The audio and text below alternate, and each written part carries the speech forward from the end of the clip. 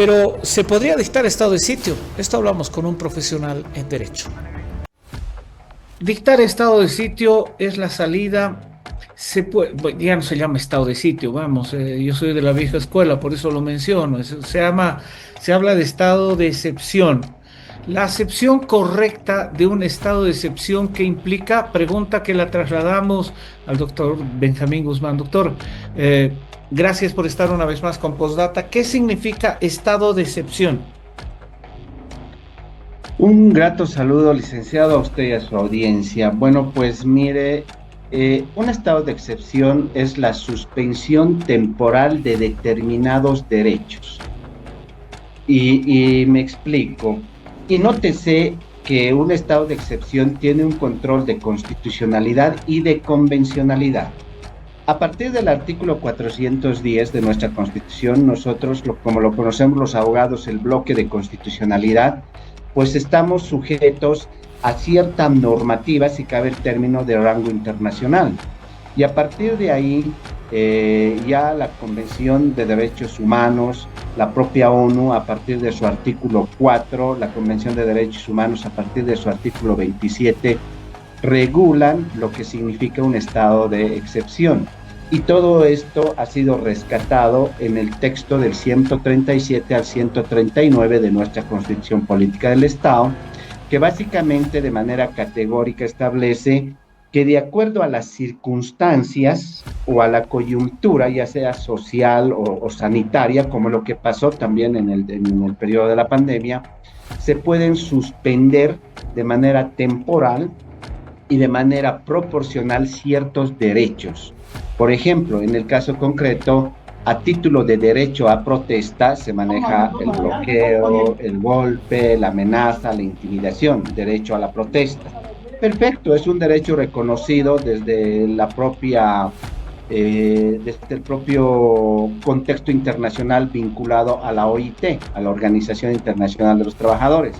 Pero no a título de ese derecho podemos nosotros limitar y violentar otros derechos de un grueso de una población, como ser el derecho a la libertad de tránsito, el derecho al trabajo, el derecho a la salud y a la seguridad pública.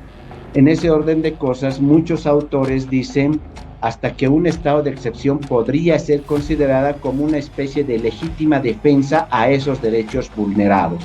Consecuentemente, dentro de lo que significa la declaratoria de un estado de excepción, honestamente no hay que satanizarlo, porque si nosotros tenemos ese control de convencionalidad y constitucionalidad, cualquier declaración o vigencia de estado de excepción tiene que estar regulada por la ley, y así lo dice el artículo 139, párrafo tercero, y cito, de la Constitución: los estados de excepción serán regulados por la ley, lo que significa que a tiempo de que la Asamblea Legislativa ponga en vigencia o acepte la vigencia del estado de excepción, que también es un requisito sine qua non, pues básicamente va a tener que proyectar una ley donde se van a regular qué derechos van a quedar suspendidos, por qué tiempo, y fundamentalmente tiene que explicar el por qué y el para qué.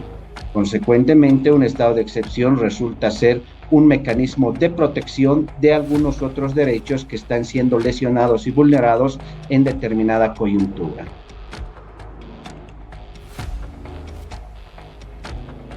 Doctor, frente a eso que usted menciona, las garantías constitucionales de los ciudadanos no se borran. No es un momento discrecional donde el respeto a la vida, las seguridades ciudadanas y las garantías no quedan vulneradas. Más bien, se activa este mecanismo constitucional para preservar al gobierno constituido y preservar, en este caso, las gentes en las ciudades que no están pudiendo hoy día trabajar, circular, alimentarse, tener atención hospitalaria, que también, esos sí son delitos de lesa humanidad, ¿no? Por supuesto, mire, nosotros vivimos una democracia bajo un régimen de Estado de Derecho, y como diría el profesor Luigi Ferrajoli, es una democracia sustantiva. Si nosotros nos vamos al texto constitucional, al 137, y cito en la parte pertinente, La declaración del estado de excepción no podrá en ningún caso suspender las garantías de los derechos, ni los derechos fundamentales, el derecho al debido proceso, el derecho a la información y los derechos de las personas privadas de libertad. ¿Eso qué significa? Como le había manifestado minutos atrás, se suspenden cierto tipo de derechos, entre comillas, que son considerados derechos, en el caso concreto de Bolivia, de acuerdo a la coyuntura. Por ejemplo, en el Ecuador se dictó el 2019, en la época de pandemia, un estado de excepción, donde se limitó el derecho a la libre circulación, precisamente para evitar el contagio, ¿verdad? Por el tema de la cuarentena. Entonces la coyuntura sanitaria permitió en ese momento que el gobierno diga, ya, ustedes no me caminan, es un derecho de libre circulación, pero ustedes se quedan en sus casas, por decirlo en facilito.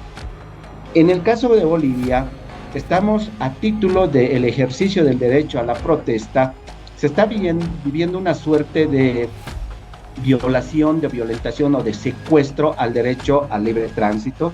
El derecho al trabajo se está restringiendo, el derecho a la salud, el derecho a la seguridad pública. Entonces, en una ponderación de derechos, ¿cuál tiene mayor privilegio en esa ponderación? Obviamente estos últimos, y ese derecho a la protesta que se la puede ejercitar, pero en el momento coyuntural en el que estamos viviendo, pues básicamente no podría ser de mayor relevancia frente a estos otros derechos. Y nótese que la opinión consultiva de la Corte Interamericana de Derechos Humanos, dos opiniones consultivas, la 8/87 y la 9/87, te introducen un nuevo concepto más de lo que es un estado de excepción. En un estado de excepción se respeta el habeas corpus o las acciones de libertad, lo que quiere decir que no puede haber aprehensiones ilegales, abusivas y arbitrarias. Y de la misma manera, esa opinión consultiva, la 9/87, te reconoce lo que nosotros conocemos en nuestra Constitución, el derecho al debido proceso. Se garantiza las libertades y las garantías judiciales. Consecuentemente, un estado de excepción visto desde un punto de vista estrictamente académico no es malo. Al contrario, algún autor ya lo decía, es más o menos como la legítima defensa, aunque yo no estoy muy de acuerdo por la connotación de lo que es una legítima defensa, pero es una legítima defensa, decían estos autores, a esos derechos vulnerados. Ahora, y que doctor, en una coyuntura se la vive. mucho más grave, yo tengo la sensación que se está generando una especie de magma social donde la gente, y veo grupos, por ejemplo, de barrios y demás, dicen, no son muchos, saldremos, les sacaremos la mugre. Ya la confrontación fratricida, calle por calle, pues puede ser de pronóstico reservado de verdad, con muchos muertos de por medio. Y desde la gestión se peca por acción o por omisión. Hoy por hoy se está frenando. Doña Eva Copa nos dejó un presente griego con la famosa ley que obliga a que se considere y se evalúe un estado de sitio por mayoría absoluta, lo que de verdad es prácticamente decir que no se puede utilizar esta salvaguarda constitucional. Entonces, lo que a mí me preocupa es que si esto no se resuelve por las vías que la democracia nos otorga, podríamos tener una prognosis y un escenario mucho más delicado, ¿verdad? Por supuesto, mire, hemos visto ya en Cochabamba, hemos visto en La Paz, a título de resistencia, no estoy de acuerdo, no comparto esas expresiones violentas, pero resulta que cuando el Estado pierde el principio de autoridad, pues la sociedad se viene y se organiza por sí sola, ¿verdad? Y entonces a partir de ahí podemos encontrar una especie de confrontación de grupos, de sectores que sin duda podrían traernos una serie de resultados altamente negativos. Entonces bajo ese análisis y esa percepción, el estado de excepción también resulta ser un remedio, ¿no? Resulta ser un mecanismo de prevención a efectos de evitar. Mire, un mecanismo de prevención para evitar confrontación entre bolivianos, porque eso, la coyuntura apunta eventualmente a una situación así. Un remedio a la vulneración de los derechos ya citados por el producto de los bloqueos. Consecuentemente, si bien se lo ha satanizado al estado de excepción, es por lo que se vivió en la época de Hugo Banzer Suárez, en la época de García Mesa, cuando obviamente a título de estado de sitio en aquel entonces, caramba, han hecho cada barbaridad y han hecho hasta desaparecer a ciudadanos. Pero ya desde la Constitución del 2009, que tiene, yo lo considero una redacción muy vanguardista, ha rescatado todos aquellos principios rectores que hacen un estado de excepción, que básicamente entre ellos está el principio de legalidad, el principio de resguardo, el principio de proporcionalidad, el principio de subsidiariedad, el principio de notificación. Porque al nosotros ser parte de los tratados internacionales, tenemos que poner en conocimiento internacional de que en Bolivia hay un estado de excepción. Entonces, con estos principios se resguardan derechos de primera generación, como ser el derecho a la vida, el derecho a la libertad. Y a partir de ahí, la opinión consultiva, la 08/87, dice, en un estado de excepción se tiene que resguardar el derecho a la libertad, a través de lo que en otrora el habeas corpus y ahora en nuestra legislación el acción de libertad, lo que significa que no se le está dando al gobierno carta blanca para que haga lo que se le ocurra. No, señor, simplemente utilice este mecanismo constitucional regulado por una ley que tiene que nacer de la Asamblea Legislativa a efectos de garantizar la proporcionalidad, el por qué y el para qué, y si se va a usar la fuerza, pero con qué medida. Consecuentemente, desde mi punto de vista estrictamente académico y con un componente de análisis social y político, el estado de excepción resulta ser necesario en el caso concreto en la coyuntura que vive Bolivia. Pero políticamente es un fracaso para el gobierno, ¿no? Porque desde el principio de subsidiariedad se señala que cuando las fuerzas del orden público llamadas por ley son rebasadas, como lo que pasó este fin de semana en el corredor humanitario, ¿verdad? Que creo que es la más paradójica, desbloquean, minutos después están volviendo a bloquear, parece hasta sacado de un cuento jocoso. Pero eso muestra que ya el Estado ha perdido un principio de autoridad. Al gobierno no lo está respetando estos sectores.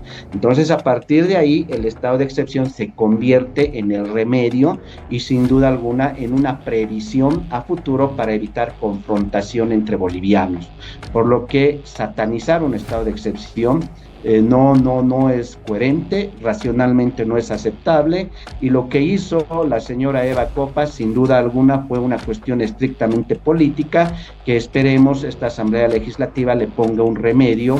Pero ojo, el que hayan abrogado la 1341 no significa que no tenga que haber una nueva ley que regule el estado de excepción, porque así reza el 139 numeral 3. Lo que quiere decir es que la Asamblea Legislativa tiene que trabajar en una nueva ley que vaya a regular y a decir, dicho en facilito, de qué manera se va a ejercitar ese estado de excepción temporalmente en Bolivia frente a la situación político, social y económica que estamos viviendo los bolivianos.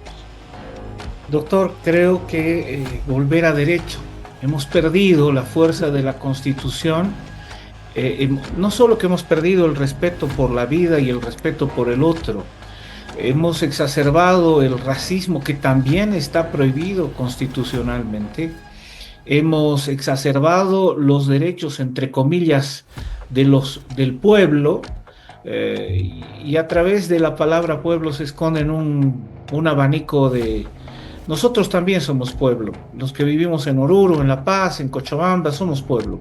Y también nos enfermamos, comemos y de verdad se está queriendo, creo, reclamarle a la democracia lo que no se reclamó en 20 años de bonanza financiera, pero eso es un criterio muy personal. Doctor, hago votos. ¿Usted cree que hoy diputado se incline por abolir esta ley 1341? Bueno, mire, desde mi punto de vista, considerando que para la abrogación se requiere dos, sí, los 2 tercios, tengo esperanza, tengo fe en que diputados reflexionen y trabajen por Bolivia, ¿no?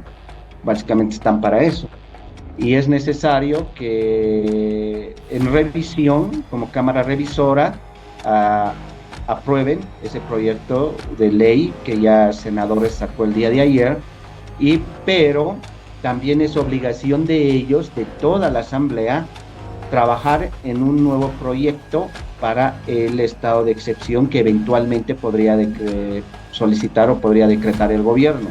Porque no lo digo yo, y esto no es capricho de quien hables, es un mandato constitucional, lo que significa que esa nueva ley, a diferencia de la 1341, tiene que ser una ley racional, una ley que se apegue al principio de legalidad y fundamentalmente al principio de proporcionalidad. Porque mire, y hay un apunte interesante, porque dice, los estados de excepción serán regulados por ley. No te está hablando del estado de excepción, los estados. Lo que prevé que cada estado de excepción tiene una particularidad propia, por ejemplo, en época de pandemia y en la coyuntura que vivimos, y esa particularidad tiene que ser regulada por ley, lo que significa que no es solo una ley como lo que se manejó en la 1341 y es una ley de... No, señor. Ya desde un punto de vista hasta estrictamente académico, la ley también por temporalidad tiene vigencia hasta que concluya ese estado de excepción. Porque cuando se decrete otro estado de excepción, eventualmente por alguna otra circunstancia, tiene que emerger otra ley que regule la necesidad de ese estado de excepción. Consecuentemente, esa ley, la 1341, en el tiempo no existe, porque yo no sé por qué se la ha aprobado, porque no había un estado de excepción el 2020. Nunca No. se dictó un estado de excepción. Entonces esa ley como que fue muy manipulada, muy mal trabajada, pero al final es una ley, pero ahí está la abrogatoria, se la está abrogando y consecuentemente el Senado tiene que ponerse a trabajar en tiempo y materia en una nueva ley que vaya a regular un eventual estado de excepción en la presente coyuntura. Doctor, le agradezco sobremanera. Creo que usted siempre aporta luces académicas. Acá no se trata de repriman a unos en beneficio de otros, sino se trata, yo creo que somos demócratas por sobre todas las cosas, ¿verdad? Y no queremos la pérdida de vidas. Y lo que veo en este magma que yo le digo es que lo peor, el peor escenario que podría suceder en nuestro país es que el gobierno no actúe como manda la ley y que los sectores, la violencia se exacerbe ya no solo ante, es un principio físico, ¿no? Acción-reacción. Entonces, y tengamos un escenario de confrontación brutal en nuestro país. Gracias, mi querido doctor. Hasta cualquier otro minuto. No, el agradecido yo con usted, licenciado, su equipo y su audiencia. Desde Oruro, un fuerte abrazo. Que tengan Gracias. un resto de jornada muy bendecido.